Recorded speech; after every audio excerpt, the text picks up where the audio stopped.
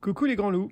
Eh bien, aujourd'hui, je voulais vous montrer un petit problème sur mon Orca Astor. Je ne sais pas si c'est sur toutes, mais le mien, je trouve ça. Je pense que c'est un petit défaut de conception. Alors, je voulais commencer par ça. Vous voyez là, c'est la fixation normale pour les cale-pieds. Et c'est bien fait. Ça bouge pas, il n'y a pas de souci. Donc, ça vient se visser là, dans une petite partie très courte de ce côté-là et plus longue de l'autre côté. Alors voilà, côté sélecteur de vitesse, là j'ai rien à dire, hein, j'ai pas de souci. Tiens, à propos, j'ai toujours ça qui passe son temps à se déchirer.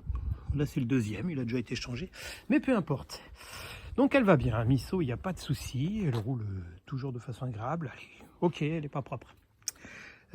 Autre info, tiens, sur les forums, j'ai vu tout et son contraire. J'ai changé ma bougie.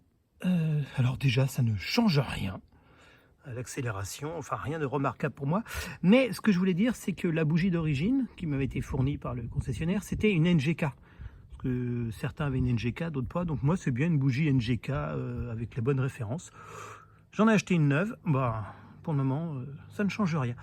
La dernière avait on est à combien 7500, elle a été changée à 10 000. Bon, allez, 25-28 000 km. Non, alors, ce que je voulais vous montrer aujourd'hui, c'est parti de là, en fait. Il y a un petit pet sur mon kick depuis le début.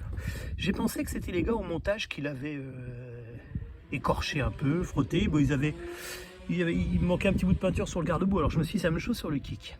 Et puis, il y a 1 ou 2 jours, là, quand je kick pour démarrer, parce que ma moto démarre tous les matins au kick. Hein, quand je suis parti en voyage aussi, il n'y a pas un jour où je ne démarre pas au kick. J'adore ça.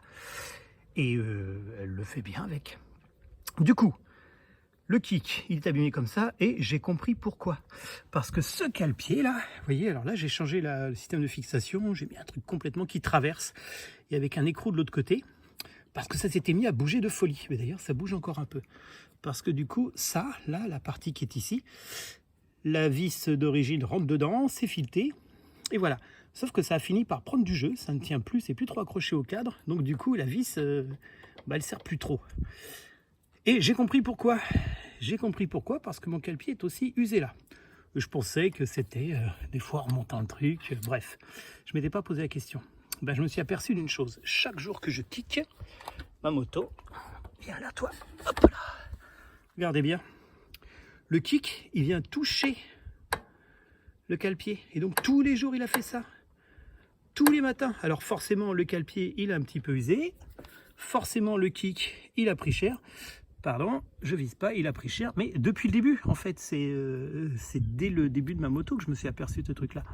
Donc, à force, cette partie-là, ici, elle a fini par prendre du jeu, donc du coup, alors, c'est bien solide. Si je monte dessus dans ce sens-là, ça roule, hein. Ça vient pas toucher le pot, on est tranquille. Donc, je peux appuyer dessus, mais il a tendance quand même, il a pris des chocs, et du coup, maintenant, quand le kick vient frapper, ça remonte le cale-pied, à tel point que du coup, le kick peut venir se coincer là, et il reste en bas. Donc j'ai dû changer tout ça, parce que là, le cale-pied, il flottait, quoi, complètement. Donc là, je suis assez content de moi quand c'est fait, quand c'est mis là. Je peux monter debout sur le cale-pied, il va pas en arrière. Il vient bien se caler là, comment il est. Enfin bref, ça a pris du jeu.